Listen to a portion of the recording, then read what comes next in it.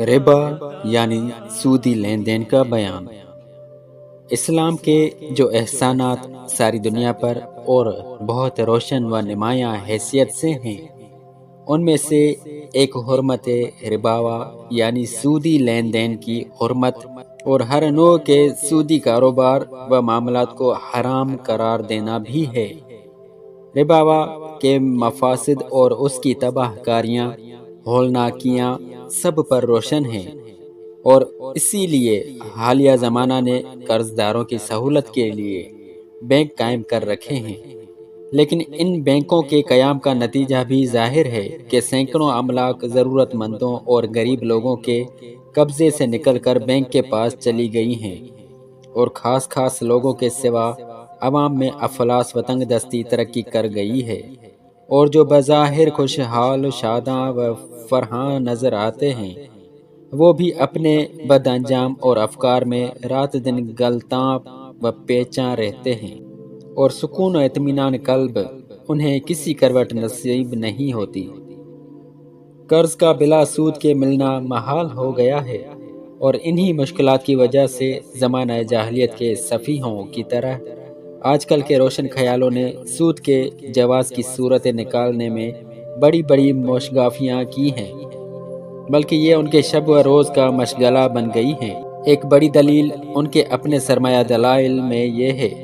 کہ جب دوسری اجناس کی لین دین اور کاروبار تجارت میں مالی نفع حاصل کرنا درست ہے اور اس میں کسی کے نزدیک کوئی قباحت نہیں، تو روپیہ سے روپیہ کمانے میں آخر کون سی خرابی ہے کہ اسے تو ناجائز و حرام کیا جائے اور دوسری اجناس کی تجارت کو جائز و حلال قرار دیا جائے۔ جب تجارت حرام نہیں تو سود کیوں حرام ہوا؟ حالانکہ تجارت اور سود دونوں کی ایک سطح نہ اخلاقی حیثیت سے ہے نہ معاشی حیثیت سے، اور دونوں میں ایک نہایت واضح اور آفتاب نیم روز سے زیادہ روشن فرق یہ ہے کہ جو انسان کاروبار و تجارت میں روپیہ لگاتا ہے، وہ ہاتھ پر ہاتھ رکھ کر بے فکروں کی مانند آرام دہ کرسیوں اور صوفوں پر نہیں پڑا رہتا، بلکہ اپنی فنی صلاحیتوں کو بروئے کار لاتا، ذہنی قابلیتوں کو آزماتا اور جسمانی محنت و مشقت میں اپنا قیمتی وقت صرف کرتا ہے، اور اپنا وقت، اپنی صلاحیت، اپنی ذہانت اور اپنی دولت کو کام میں لانے کے باوجود نفع نقصان دونوں کے احتمالات اس کے سکون کو مقدر کرتے رہتے ہیں۔ یقینی نفع دور دور تک اس کے تصورات میں نہیں ہوتا، جبکہ اس کے برعکس صرف دولت کی بدولت کسی کاوش و محنت اور نافشانی و سرگردانی کے بغیر سود کی ایک متعین و مقررہ رقم ہر حال میں بے کھٹ کے سود خوار کو ملتی رہتی ہے۔ پھر تجارتی معاملات تو ہر وقت ختم ہو سکتی ہے، جبکہ اس کے برخلاف مدت اور مہلت کے ساتھ ساتھ سود خوار کے مطالبات کی میزان بھی بڑھتی چلی جاتی ہے، یہاں تک کہ اکثر اوقات قرض دار کی نوبت بالکل تباہ حالی اور بربادی کو پہنچ جاتی ہے۔ نہ اس کی عزت و وقار باقی رہتی ہے، نہ اوروں کی نگاہوں میں اس کی ساکھ اور رکھ رکھاؤ۔ بیچارہ اس مسئلہ کا مصداق بن جاتا ہے، دیکھو مجھے جو دیدہ عبرت نگاہ ہو۔ اس کے علاوہ سود کا رواج تجارتوں کو خراب کرتا ہے کہ سود خوار کو بے محنت کاوش مال کا حاصل ہو جانا تجارت کی مشقتوں اور خطرات سے کہیں زیادہ آسان ہے، اور تجارتوں سے بے رغبتی و بے اتفاقی انسانی معاشرے کو ضرر پہنچاتی اور معاشی و اقتصادی بربادی کی طرف لے جاتی ہے۔ نیز سود کے رواج سے باہمی مودت کے سلوک کو نقصان پہنچتا ہے کہ جب آدمی سود کا عادی ہوا تو وہ کسی کو قرض حسن سے امداد پہنچانا گوارا نہیں کرتا، کسی کے دکھ درد میں کام نہیں آتا،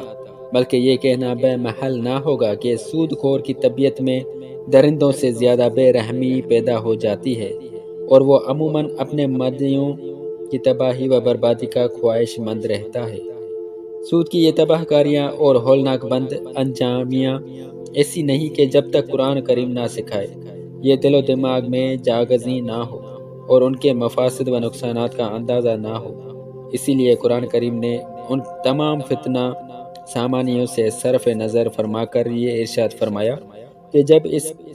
حاکم و حکیم متعلق نے جو تمام شرائع و احکام کا مالک ہے، ایک معاملت یعنی تجارت کو جائز اور دوسری معاملت یعنی سود خوری کو حرام ٹھہرا دیا ہے، تو اس کی معنی ہے کہ